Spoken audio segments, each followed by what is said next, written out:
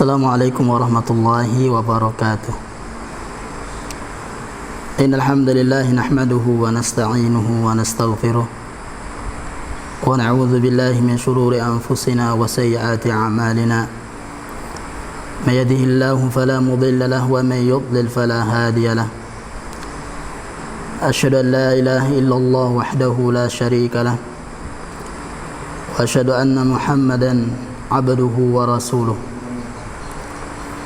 يا أيها الذين آمنوا اتقوا الله حق تقاته ولا تموتن إلا وأنتم مسلمون. يا أيها الناس اتقوا ربكم الذي خلقكم من نفس واحدة وخلق منها زوجها وبث منهما رجالا كثيرا ونساء واتقوا الله الذي تساءلون به والأرحام إن الله كان عليكم رقيبا. يا أيها الذين آمنوا اتقوا الله وقولوا قولا سديدا يصلح لكم أعمالكم ويغفر لكم ذنوبكم ومن يطع الله ورسوله فقد فاز فوزا عظيما.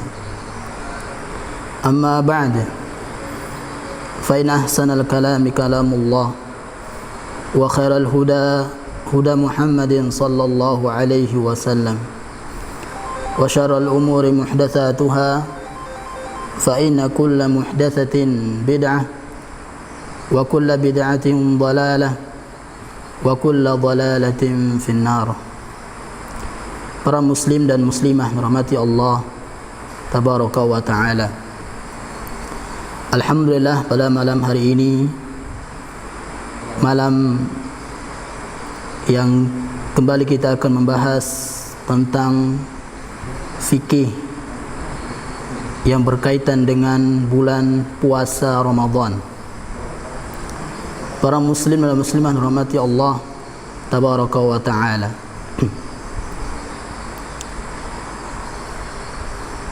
Kita akan melanjutkan kembali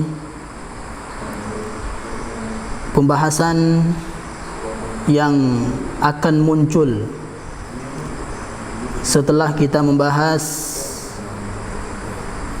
adanya perbedaan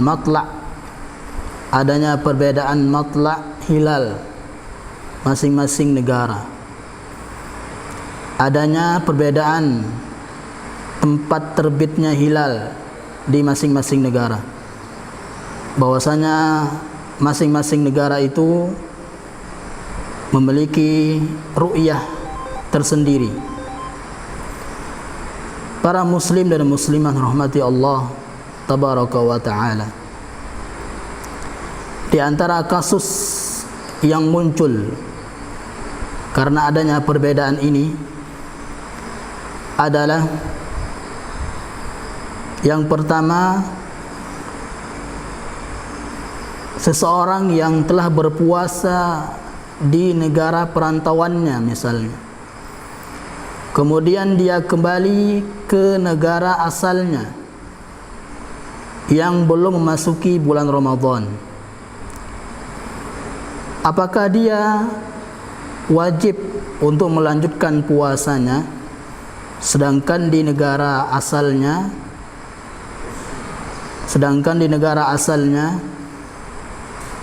itu belum mengiklankan masuknya bulan Ramadan, ataukah dia membatalkan puasanya? Jadi seseorang yang berada di negara yang telah terlihat hilal Ramadan, maka dia harus berpuasa bersama penduduk negara tersebut, negara di mana dia bekerja tersebut, atau di mana dia melihat hilal.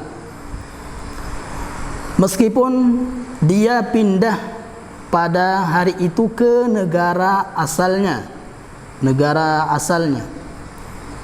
atau negara yang lain yang belum mengiklankan masuknya bulan Ramadan, karena puasa pada hari itu telah menjadi wajib baginya. Jadi di sini dia wajib untuk berpuasa Wajib untuk berpuasa karena dia telah hadir di negara yang telah melihat hilal Ramadan. Meskipun ketika dia pindah ke negara yang lain, sedangkan negara yang lain tersebut belum mengiklankan Ramadan, namun sekali lagi dia wajib untuk berpuasa. Ini berdasarkan firman Allah Subhanahu wa ta'ala, "Man syahida minkumus syahra falyasumhu." Barang siapa di antara kamu yang hadir di negeri tempat tinggalnya di bulan itu. Jadi orang ini dia hadir di negeri pertama yang di situ telah terlihat hilal Ramadan, maka hendaklah ia berpuasa pada bulan itu. Kemudian sementara terkait dengan bilangan hari dalam sebulan, terkait bilangan hari dalam satu bulan, maka nanti perbedaannya adalah apakah dia melengkapi Ramadan dengan perhitungan negara pertama atau perhitungan negara yang ia sedang berada di dalamnya, negara asalnya. Maka dalam hal ini terdapat kaidah para ulama, yaitu orang yang pindah mempunyai hukum di negara yang dia sedang berada di dalamnya, mempunyai hukum di negara yang dia berada di dalamnya. Ini sebagaimana yang telah dikatakan oleh Imam An-Nawawi rahimahullah. Dia berkata, "Wa idza atamma ahlul baladi tsani as-siyama 30 yawman shama ma'ahum." Kalau penduduk negara kedua yang dia pindah tadi, tempat dia pindah tadi, melengkapi puasa 30 hari, shama ma'ahum, dia tetap harus berpuasa bersama mereka. Walau kana binisbati lahu huwal yawmal hadi wa thalathin. Meskipun baginya itu adalah hari yang ke-31. Hari yang ke-31. Karena tadi dia sudah berpuasa 1 hari di negara tempat perantauannya tadi, atau di negara pertama tadi. Jadi sehingga meskipun dia berpuasa 31 hari, ya, tetap dia mengikuti kapan berhari rayanya atau kapan berakhir puasa negara yang kedua, negara asalnya misalnya. Amma in shamu 29 yauman. Adapun di negara yang kedua tadi, kalau mereka berpuasanya 29 hari, fala iskala hina idzin, maka tidak ada kesulitan atau tidak mengapa, karena dia sudah berpuasa 30 hari jadinya. Karena dia berpuasa 30 hari, dan ini tidak ada iskal, ya, tidak ada masalah. Fa innahu yakunu qad atamma bidzalika 30 yauman. Berarti dia sudah berpuasa 30 hari jadinya. 1 hari di negara pertama, 29 hari di negara yang kedua. Wa syahru yakunu 29 wa yakunu 30. Karena 1 bulan itu paling 29 hari atau 30 hari. Kemudian kasus yang kedua yang muncul karena perbedaan matlak setiap masing-masing negara adalah seorang muslim telah atau seorang pindah dari negara yang penduduknya berpuasa pada hari Ahad, negara yang penduduknya puasa pada hari Ahad, ke negara yang penduduknya berpuasa pada hari Sabtu. Misalnya negara pertama itu puasanya pada hari Ahad. Setelah dia berpuasa di sana berapa hari misalnya, kemudian dia pindah ke negara yang puasanya pada hari Sabtu, yang mulai puasanya pada hari Sabtu. Lalu negara yang dia pindahi tersebut, tempat yang dia berada di dalamnya tersebut, yang negara yang kedua, yang mulai hari Sabtu, ya, orang-orang berhari raya setelah 29 hari puasa. 29 hari puasa. Jadi negara kedua tadi yang puasanya hari Sabtu, itu puasanya 29 hari baru berhari raya. Maka hendaknya dia ikut berhari raya bersama mereka dan harus mengqadha 1 hari. Harus mengqadha 1 hari. Kenapa? Karena berarti dia berpuasanya 28 hari. 28 hari. Sehingga karena tidak ada 1 bulan itu 28. Ya, dia harus qadha 1 hari saja. Ya. Kemudian kasus yang ketiga, seorang muslim telah berpuasa dan menyelesaikan puasanya, bahkan dia telah melaksanakan sholat id di negara di mana dia tinggal. Misalnya negara pertama dia berpuasa di situ, di negara pertamanya sampai habis Ramadan. Dia sholat id bersama mereka di negara pertama, baru dia kemudian pindah. Ya, safar ke negara belahan dunia bagian timur misalnya. Dan dia mendapati kaum muslimin di negaranya masih berpuasa Ramadan. Masih puasa Ramadan. Sedangkan tadi dia sudah id. Ya, sudah Idul Fitri. Nah, ketika mendapati negara yang kedua masih berpuasa Ramadan, maka pertanyaannya, apakah dia harus berpuasa bersama mereka atau tidak? Ya. Maka di sini Syekh Muhammad bin Shalih Al-Utsaimin rahimahullah berkata, menjawab pertanyaan di atas, la yalzamuka an tumsika li'annaka aftarta bi tariqin syar'iyyin. Tidak wajib bagimu untuk berpuasa bersama penduduk negara yang kedua, karena pada dasarnya engkau telah berbuka dengan cara yang syar'i. Dengan cara yang syar'i. Karena dia telah menyelesaikan 30 atau 29 hari puasa dan telah melaksanakan salat Id, ya, di negara pertamanya. Fasara al-yawmu fi haqqika yawman mubahan. Maka untuknya pada hari itu orang-orang sedang berpuasa, maka dia tidak mengapa dia makan minum, karena sudah selesai Idul Fitri di negara pertamanya tadi. Fala yalzamuka imsaku, ya, tidak harus kita menahan diri dari makan dan minum pada saat itu. Ya. Ini 3 kasus yang akan muncul, ya, karena terjadinya perbedaan matlak di setiap negara masing-masing, ya. Kemudian masalah selanjutnya adalah, ini masih berkaitan dengan metode penetapan awal dan akhir Ramadan.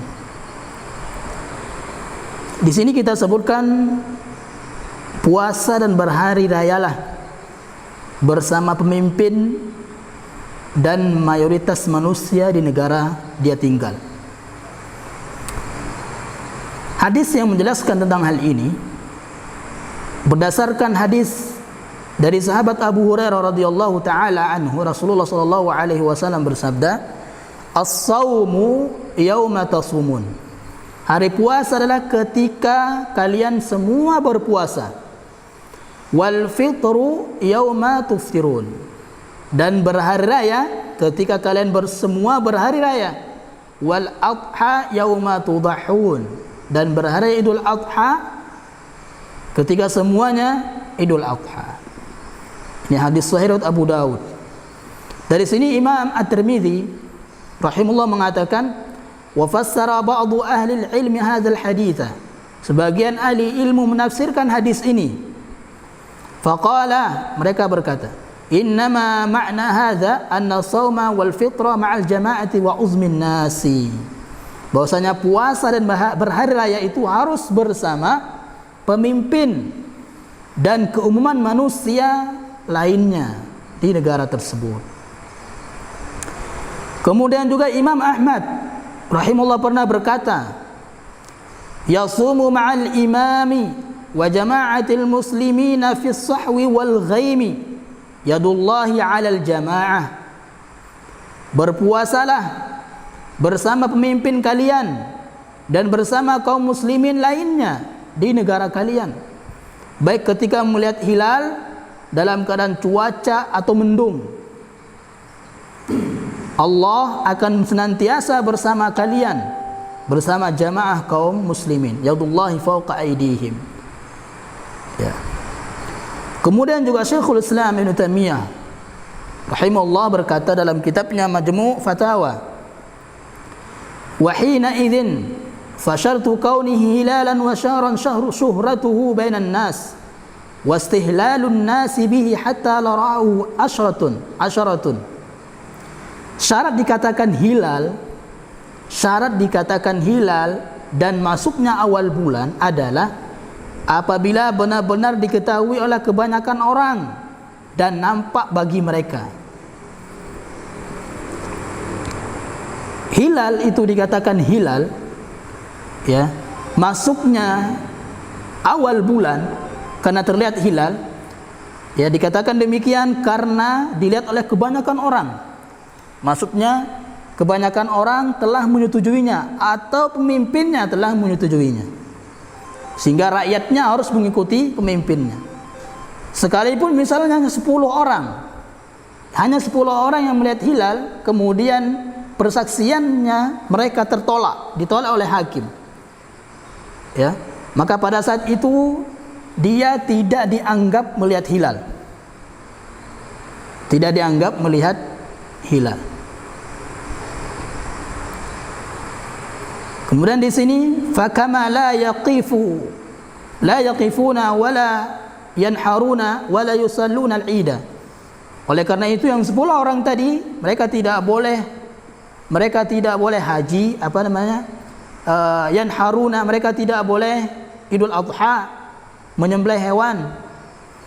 Wala yusalluna al-ida, mereka tidak boleh salat Idul Fitri illa ma'al muslimin. Mereka tidak boleh menyelenggarakan haji kecuali bersama orang-orang muslim, ya, keumuman muslim lainnya. Fakadzalika la yasumu illa ma'al muslimin. Begitu juga mereka tidak boleh berpuasa kecuali bersama manusia secara umumnya. Inilah makna hadis yang kita bacakan di atas, kata Syekhul Islam Taimiyah rahimahullah. Kemudian masalah selanjutnya adalah ketika misalnya seseorang mengetahui masuknya Ramadan di siang hari, dia sudah makan minum, ternyata kemarin sore atau menjelang tenggelamnya matahari kemarin hilal telah terlihat. Dan kabar terlihatnya ini hanya mereka mengetahuinya di pertengahan hari. Apa yang mereka lakukan? Jadi seorang yang mengetahui masuknya Ramadan di siang hari, maka ia wajib untuk menahan diri dari makan dan minum. Misalnya jam 11 dia dikabari, jam 11 dia sudah sarapan dan seterusnya, bahkan sudah makan siang. Atau jam 12 dia dikabari ternyata hari itu Ramadan, ya, hari pertama Ramadan, hilal telah terlihat kemarin, ya. Kemudian pada saat itu, sejak itu juga mereka tidak boleh makan minum. Mereka tidak boleh makan minum sampai maghrib, ya.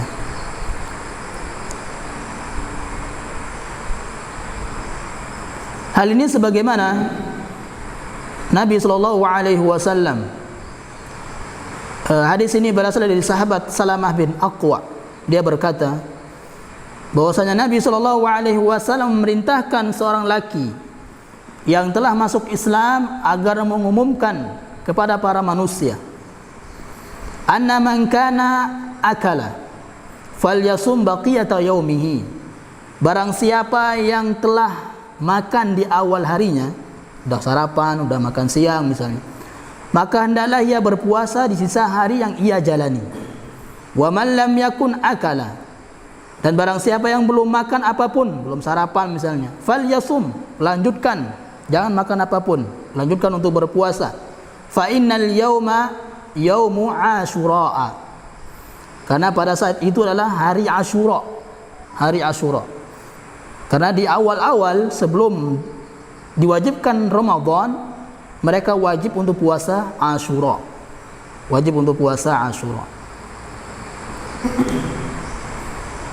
Kemudian kewajiban yang kedua yang harus mereka lakukan dalam keadaan demikian, yang pertama tadi dia melanjutkan, dia harus menahan diri makan dan minum sampai maghribnya.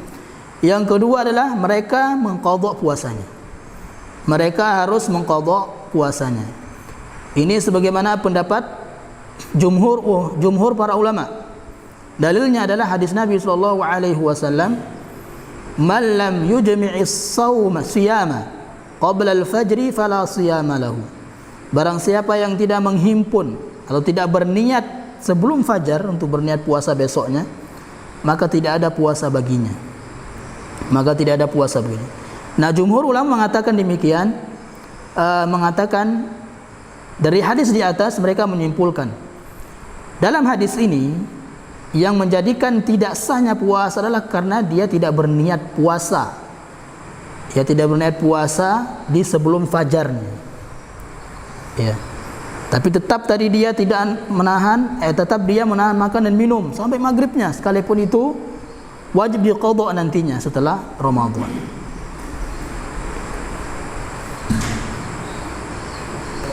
Ini sebagaimana perkata Imam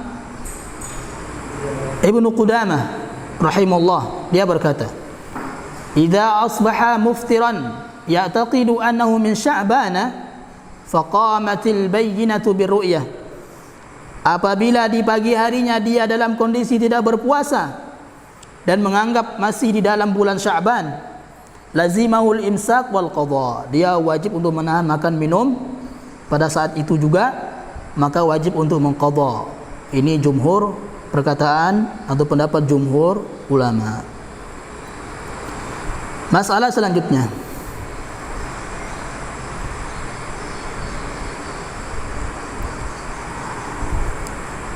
mengetahui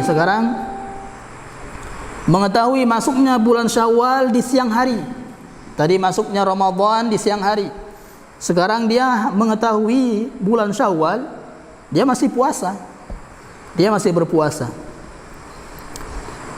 Misalnya di malam ke-30, misalnya di malam yang ke-30 ya, hari tadi misalnya hari 29 kita berpuasa, kemudian di malam 30 terlihat hilal, ya, terlihat hilal. Nah, sedangkan ada orang-orang yang belum mengetahui, ya, karena dia belum mengetahui tadinya terlihat hilal, maka mereka tetap berpuasa, ya, mereka tetap berpuasa menyempurnakan 30 misalnya. Nah, namun dia mengetahui kabar tersebut, terlihatnya hilal di siang hari, ya, di siang hari. Maka di sini terbagi menjadi dua. Di sini terbagi menjadi dua.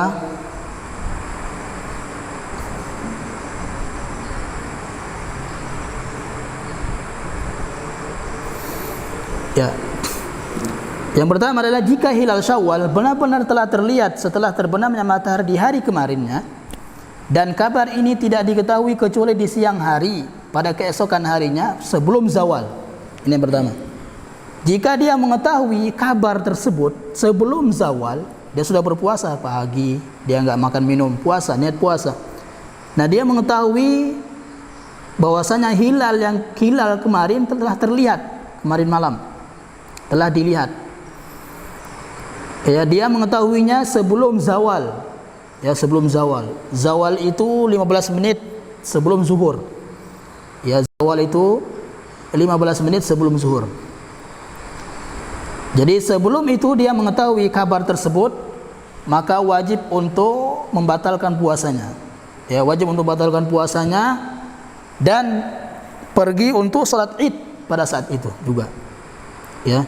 Misalnya jam 10 ya, atau jam setengah 11 dia mengetahuinya, maka jam setengah 11 itu juga mereka salat Idul Fitri. Ini sebagaimana ijma' para ulama. Ijma' ini dinukil oleh Imam Ibnu Abdul Bar. Kemudian kalau seandainya kabar tersebut datang pada mereka setelah zawal, setelah zuhur, apakah mereka Idul Fitri pada hari itu juga, atau mereka Idul Fitri besoknya? Maka ini disebutkan dalam hadis. Yang benar dalam masalah ini adalah mereka salat Idul Fitrinya pada keesokan harinya, karena mengetahui kabar setelah zawalnya. Hal ini berdasarkan hadis Nabi SAW. Beliau berkata, ada seorang sahabat berkata, ikhtalafan nasu fi akhir yaumin min Ramadan.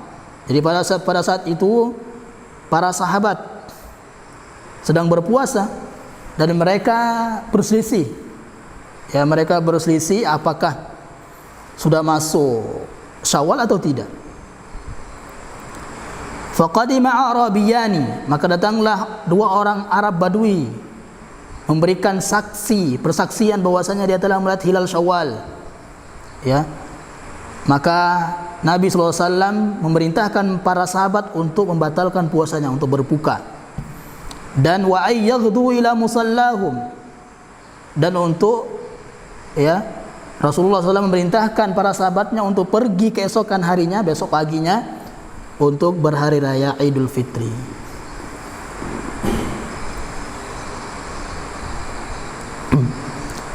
Kemudian masalah selanjutnya, jika hilal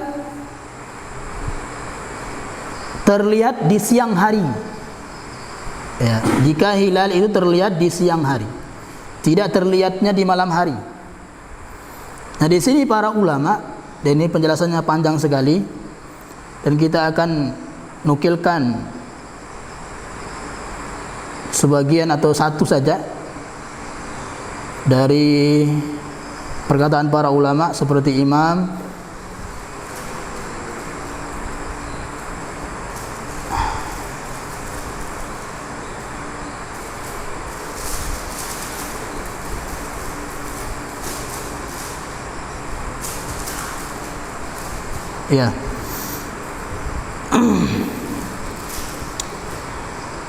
seperti Imam Abul Hasanat Al-Laknawi. Ya, dia berkata, fala ibrata bi ru'yatihi bin nahar. Hilal yang terlihat di siang hari itu enggak dianggap, tidak dianggap. Karena yang dianggap adalah hilal yang terlihat di malam hari. Yang dianggap adalah hilal yang terlihat di malam hari. Nah, di sini Imam An-Nawawi rahimahullah berkata, memberikan faedah lainnya, walau bada'a khusufuhu ba'da tulu'i syamsi. Kalau seandainya, kata Imam An-Nawawi rahimahullah, gerhana bulan itu muncul ya di siang hari, atau di siang hari, kalau ini dikatakan di sini ba'da tulu'i syams, setelah terbitnya matahari, hilal bulan atau gerhana bulan muncul, lam yusalli, pada saat itu juga ya tidak disunahkan untuk sholat gerhana, ya, karena nggak dianggap. Yang namanya gerhana bulan di malam hari. Ya. Hal ini juga sebagaimana asar dari para sahabat, bahwasanya Abu Wa'il dia berkata, sampai kepada kami surat dari Umar bin Khattab radhiyallahu anhu saat kami berada di Khaniqin, isinya bahwa hilal sebagian lebih besar dari sebagian lainnya. Jika kalian melihat hilal di siang hari, janganlah kalian berbuka. Nah ini berarti hilal siang hari enggak dianggap. Ya, karena Umar bin Khattab radhiyallahu anhu mengatakan kalau kalian melihat hilal di siang hari, jangan berbuka, tetap berpuasa. Sampai ada 2 orang laki-laki yang bersaksi bahwa keduanya telah melihat hilal Syawal kemarin. Ya. Kemudian yang selanjutnya adalah jika hilal tidak terlihat meskipun cuaca dalam keadaan cerah. Jika hilal tidak terlihat meskipun cuaca dalam keadaan cerah, maka dalam hal ini Imam Ibnu Hajar rahimahullah dalam kitabnya Fathul Bari menukilkan perkataan Imam Ibnul Munzir rahimahullah mengatakan Shaumu yaumi thalathina min Sya'bana idza lam yura al-hilalu ma'a as-sahwi la yajibu bi ijma'il ummah. Puasa di hari yang ke-30 bulan Sya'ban karena tidak terlihat, atau jika hilal tidak terlihat meskipun cuaca terang, cerah, enggak mendung tapi tidak terlihat hilalnya, maka di hari yang ke-30 bulan Sya'ban tidak wajib berpuasa. Tidak wajib berpuasa. Ini sebagaimana ijma' para ulama. Kemudian selanjutnya, bagaimanakah puasanya para muslim yang berada di negara orang-orang kafir? Jadi bagaimanakah cara orang-orang muslim mengetahui kapan mereka mulai berpuasa, kapan mereka mulai berhari raya jika mereka tinggal di negara-negara kafir? Maka Syekh Muhammad bin Shalih Al-Utsaimin rahimahullah mengatakan di sini al-aqliyatul islamiyah fid duwalil kafirah.